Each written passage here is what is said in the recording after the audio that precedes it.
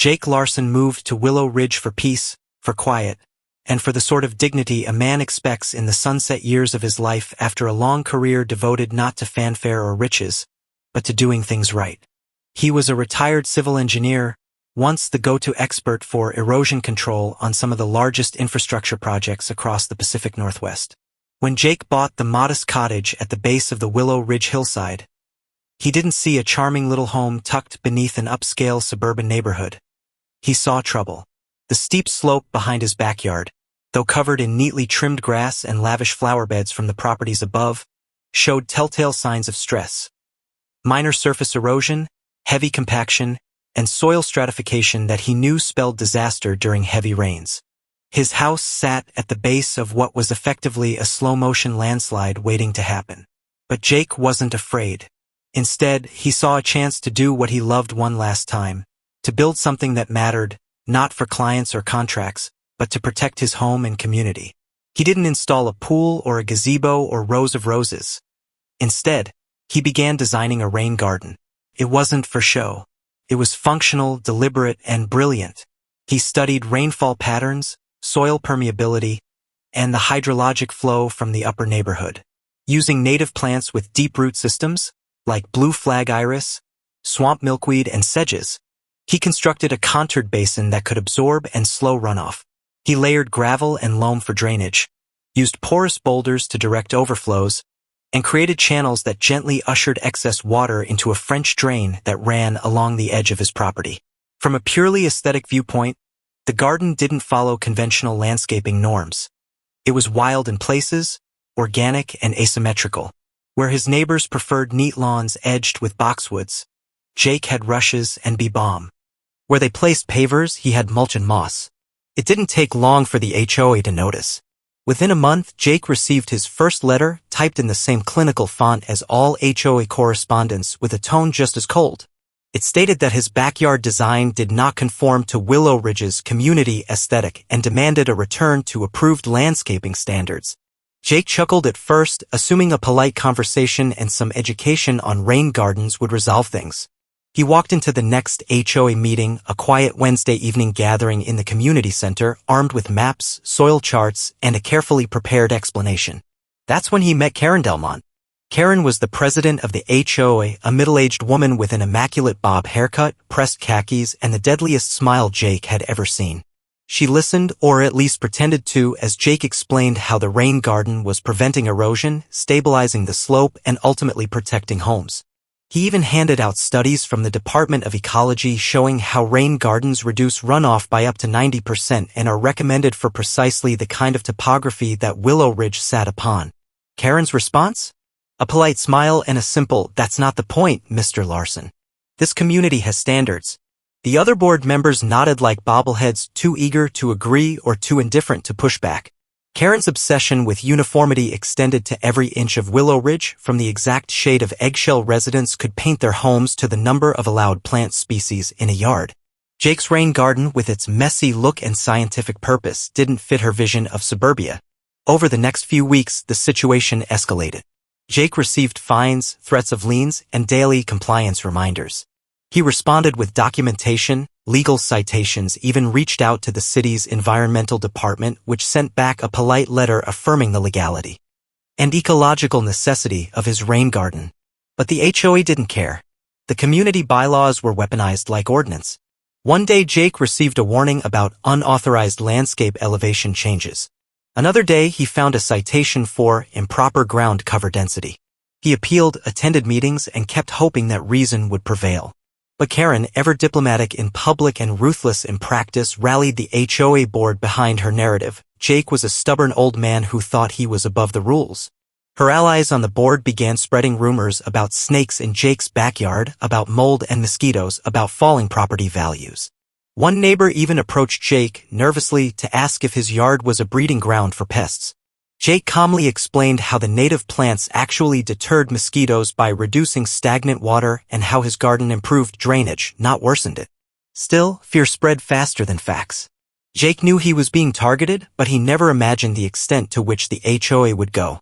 Then one weekend in early spring, Jake took a rare trip out of town to visit his daughter and grandkids across the state. It was a short visit, just 3 days, but when he returned, his stomach dropped. His rain garden was gone. Bulldozed. Flattened. What had once been a thriving biome of native plants, engineered contours, and functional beauty was now a barren, muddy scar. The plants had been torn out and dumped in a heap near his trash cans. The boulders were pushed into a corner. His French drain had been severed, the pipe cracked and leaking. Jake stood there, his hands trembling as he took in the sight of months of work, years of expertise, destroyed in a weekend. A paper was taped to his back gate, a notice from the HOA stating that, per Emergency Compliance Authority, the board had taken action to restore his backyard to approved visual standards. No prior warning. No discussion. Just unilateral action while he was gone. Jake didn't shout. He didn't storm into a board meeting or post on neighborhood forums. Instead, he got to work. He photographed every square inch of the damage. He recorded the severed drain pipe, the tire tracks from the bulldozer, the exposed slope that now lacked vegetation to absorb water. He measured the new soil runoff already pooling at the bottom of the hill. Then he opened his files, the ones he'd kept for months, detailing every correspondence, every denial, every fine, every scientific document. He filed an official complaint with the city, contacted an environmental attorney, and called in a favor from an old friend, an award-winning hydrologist who owed Jake for saving a bridge project years ago. But even as he began laying the groundwork for what would come next, Jake knew one thing with grim certainty: the HOA had made a catastrophic mistake. Not just legally, not just ethically, but practically. They had removed the only thing standing between their precious, expensive homes and the consequences of gravity and water. The next rain was coming. And when it did, nature wouldn't care about landscaping guidelines. The destruction of Jake Larson's rain garden was not just the erasure of a personal project, but the unraveling of a system carefully engineered to protect against a problem few understood as intimately as he did. And as the days after the bulldozing ticked by, the natural consequences of that short-sighted decision began to materialize with a slow but relentless certainty that only nature can summon. Jake stood in his backyard, now a flattened, muddy patch of exposed earth, watching the sky darken with the foreboding heaviness of an early spring storm. He could smell it before it arrived, the electric tang in the air, the subtle shift in the wind. The whispers of coming rain that his instincts had long been trained to recognize. He had already begun documenting everything, every inch of damage, every change in water flow, every modification the HOA had made without proper authorization. He called in permits, cross-referenced local environmental codes, taken time-stamped photographs and drone footage, and spoken with a former colleague who specialized in geotechnical soil analysis. But all of that was preparation for what he knew was coming, and when the storm finally hit, it wasn't dramatic at first. The rain came gently, almost apologetically, patting the dry soil with rhythmic consistency. But then the sky opened, the way it always did in spring when the mountains had finished hoarding their snow and the warm air swept in to melt the last of it. Water fell in sheets, slicing through the air and hammering rooftops, filling gutters, overflowing storm drains. Jake stood under the shelter of his patio watching the water hit the back slope where his rain garden had once been. Before, it would have been absorbed, trickling through the layered soil matrix he had installed, slowly percolating downward, clean and controlled. Now it raced, unimpeded, tearing down the hill like a wild animal, carrying silt, mulch, and debris with it. His yard became a basin. The runoff, once buffered by native vegetation, slammed directly into his retaining wall, now stained with fresh red clay and streaked with runoff paths. But Jake wasn't the only one affected. Just 2 houses up the hill, in Lot 14, a young couple named Tanya and Marcus had installed a fancy brick driveway a few years ago. That evening, Tanya noticed a strange fissure near the edge of their garage, thin but unnaturally sharp.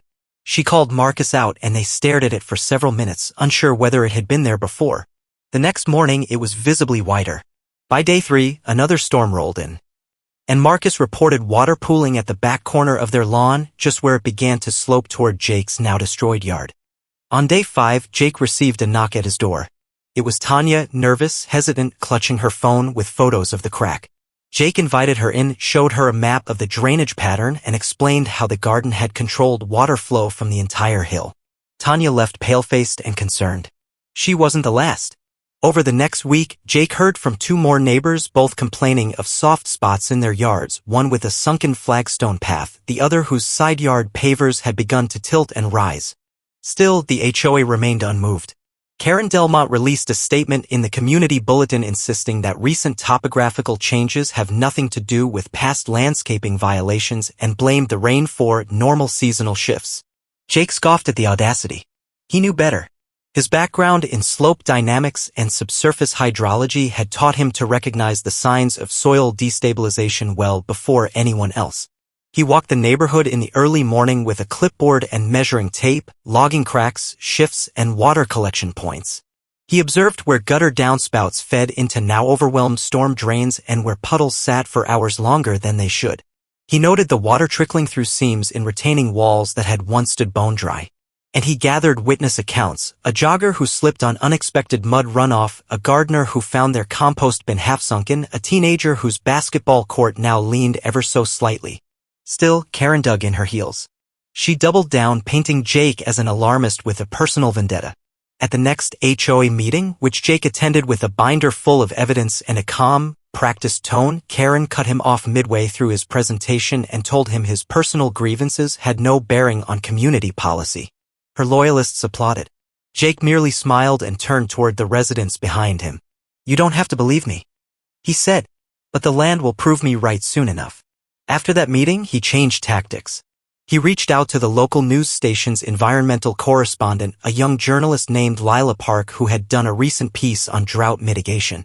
He invited her to his home, showed her the drone footage from before and after the destruction, took her on a walking tour of the hillside, and shared the city permits the HOA had violated in bulldozing the rain garden. Lila was intrigued and began her own investigation, interviewing neighbors, requesting HOA statements, and capturing B-roll footage of the slope, the cracks, the pooling water. Jake also contacted a renowned geotechnical engineer, Dr. Renata Silva, who reviewed his documentation and visited the site personally. She confirmed his fears. The soil composition combined with the gradient and the now absent stabilization meant the hill was actively shifting beneath several homes. She predicted that with 2 or 3 more significant rainfalls, structural damage would become unavoidable. Jake's lawyer, meanwhile, began preparing a civil case. He filed an injunction preventing the HOA from further modifying his property and gathered statements from residents already facing damage. He also compiled city code violations, noting that the HOA had never applied for erosion control clearance before altering Jake's property. The legal groundwork was being laid meticulously, and Jake, ever the engineer, was building it like a blueprint. As the weeks passed and the rains continued, the evidence became impossible to ignore. The cracks in driveways widened. A concrete stairwell behind Lot 18 began to crumble, with a large chunk collapsing during the third major storm. Trees along the upper ridge began to lean. In one particularly alarming incident, a homeowner discovered a sinkhole forming beneath their deck, a cavity nearly 3 feet wide and growing.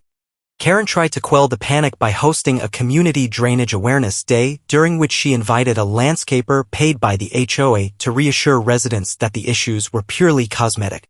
But by then, Jake's interview with the news station aired. It was a scathing segment complete with before and after footage, interviews with affected residents, and expert analysis from Dr. Silva. The story aired under the title, "Storm Warning: How One Neighborhood Ignored Science and May Pay the Price." Public opinion shifted overnight. Residents began questioning Karen's leadership. The HOA forums, once tightly moderated, erupted with complaints and concerns. Karen called an emergency meeting to restore order, but Jake was ready. He walked in with a stack of letters from city officials confirming environmental code violations and handed copies to every board member and resident present. He also brought updated photos showing how the slope was eroding in precise alignment with the runoff channels the rain garden used to absorb. "This isn't about me," Jake said firmly to the packed room. "This is about your homes, your property, your safety." The rain garden was never just a garden. It was a system designed to protect all of us. Silence followed. Even Karen couldn't muster her usual rebuttal. The next day, city inspectors arrived unannounced to survey the slope. Within 48 hours, they issued an initial warning citing the HOA for unauthorized earth movement and failure to maintain a proper stormwater mitigation plan.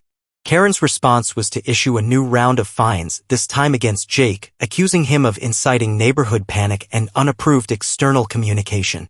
But by then, her power was cracking just like the retaining walls on Willow Ridge. Jake received a call from a state-level environmental oversight agency requesting a formal statement. He met them with binders, photos, soil reports, and video recordings. They opened their own investigation, further intensifying the pressure on the HOA. Meanwhile, residents began calling for a vote of no confidence in Karen's leadership. Flyers appeared on mailboxes urging neighbors to sign a petition for a special election. Online discussions once buried were now front-page topics. Jake, though still cautious, allowed himself the faintest sense of vindication, not out of pride, but because people were finally waking up. The land, the water, and the science behind them were asserting themselves. And all Jake had done was try to warn them. The battle wasn't over, but the cracks, both literal and figurative, had formed. And from those fractures, a shift had begun. The record-breaking storm arrived with a fury that seemed almost apocalyptic in its intensity, sweeping across the hillside with relentless torrents that turned the gentle slopes into raging rivers. And the neighborhood that had once been a picture-perfect haven quickly morphed into a disaster zone as Jake Larson watched helplessly from his stoic home perched at the bottom of the hill, his rain garden long gone and the earth beneath his feet shifting ominously with every pounding raindrop. For weeks prior, Jake had warned his neighbors about the impending danger, armed with scientific data, expert analyses, and photographic proof of how the bulldozing of his rain garden had not only destabilized the soil but removed the very mechanism that had absorbed and controlled the flow of stormwater for years, yet his warnings had fallen on deaf ears, drowned out by the HOA's stubborn denial and Karen Delmont's campaign to discredit him. Now, as the storm clouds unleashed their deluge, the consequences of those decisions were laid bare in terrifying clarity. Water gushed unchecked down the hill, rushing over barren soil and scouring the landscape like a wild beast unleashed, flooding basements, undermining foundations and tearing apart retaining walls that had once stood firm. Jake's house, built with a solid foundation and sited at a relatively stable lower elevation, held firm, but the houses perched precariously above him were not so fortunate. In Lot 17, just a stone's throw from where Jake's rain garden once flourished, a family's home began to shift almost imperceptibly at first, the subtle creaks and groans of stressed wood and concrete masking the catastrophic movement occurring beneath. As the storm intensified, the ground beneath the house gave way in a terrifying slide, a massive section of the home breaking free from the hill and tumbling downward into the backyard of the house below. Neighbors watched in horror as part of the structure came to rest at an unnatural angle, windows shattered and framing twisted, the earth beneath it a chaotic jumble of mud, roots, and broken landscaping. Emergency services arrived amid a frenzy of flashing lights and shouted orders, evacuating residents from the surrounding area as city engineers began assessing the severity of the slide and the risk it posed to other homes. The media descended like vultures, sensing a story with all the right elements: disaster, human error, corporate negligence, and a man fighting against an unyielding system. Television crews set up cameras along the flooded streets, reporters interviewing shaken residents whose lives had been irrevocably altered by the disaster. But Karen Delmont was nowhere to be found. After the disaster, she had gone into hiding, ignoring calls and refusing interviews, hoping the storm would blow over without implicating the HOA further. It was futile. Under intense scrutiny, the HOA's previous denials crumbled and the truth emerged in vivid detail. The bulldozing of Jake's rain garden had destroyed a critical erosion control system, a sophisticated network of native plants, engineered soil layers, and water-retaining features that had absorbed runoff and stabilized the hillside for years. City officials revealed that the HOA had bypassed engineering reviews and failed to obtain necessary city permits before conducting the earth-moving operations, violating multiple environmental and construction codes. As evidence mounted, public outrage grew. A coalition of affected neighbors, led by Jake and supported by his lawyer, filed a massive lawsuit against the HOA, seeking damages for property loss, structural damage, and emotional distress.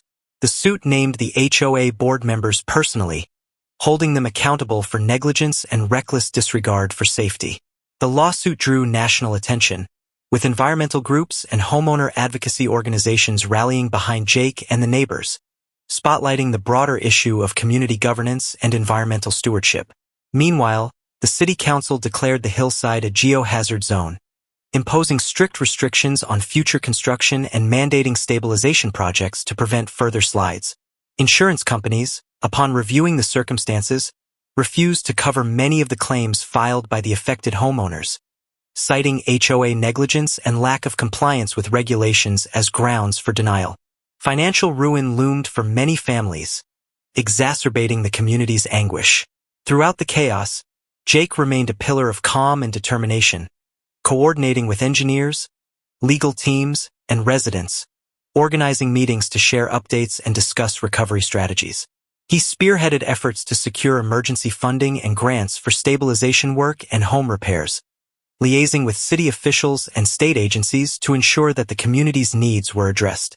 Despite the devastation, Jake's home remained a beacon of hope and resilience, its foundation steady even as the hillside around it shifted precariously. The chapter closed on a somber but resolute note as the neighborhood braced itself for a long recovery. The scars of the storm, a harsh reminder of the costs of ignoring science and community responsibility, and the fight for justice and restoration only beginning. In the aftermath of the catastrophic storm that laid bare the consequences of the HOA's reckless bulldozing of Jake Larson's rain garden, the neighborhood found itself embroiled in a chaotic and emotional struggle to rebuild not only their homes but the trust and safety that had been shattered along with the earth beneath them, as Jake took it upon himself to lead the community through a complex and arduous process of recovery, legal battles, and environmental restoration. From the very beginning, it was clear that the fight was about far more than just fixing broken retaining walls or repairing cracked foundations. It was about confronting the very system of power and neglect that had allowed such dangerous decisions to go unchecked, and demanding accountability from those who had prioritized aesthetics and control over science and safety. The legal proceedings were lengthy and grueling, with the HOA's attorneys mounting fierce defenses that attempted to shift blame onto contractors, weather patterns, and even the homeowners themselves, but Jake's team, armed with meticulous documentation, expert testimony from soil scientists and engineers, and clear evidence of permit violations, slowly but surely dismantled their arguments, turning the tide in favor of the plaintiffs. Throughout the process, Jake held community meetings that became more than mere updates. They were forums of solidarity where residents shared their fears, losses, and hopes, and together strategized for the future, refusing to be silenced by the HOA's attempts to intimidate or divide them. As the courts deliberated, the neighborhood also faced immediate practical challenges. Many families were displaced, temporary shelters had to be arranged, and local agencies coordinated emergency stabilization projects to prevent further slides during the next rainy season. Jake worked tirelessly to connect affected residents with resources, from housing assistance programs to mental health counselors, recognizing that the trauma extended beyond the physical destruction.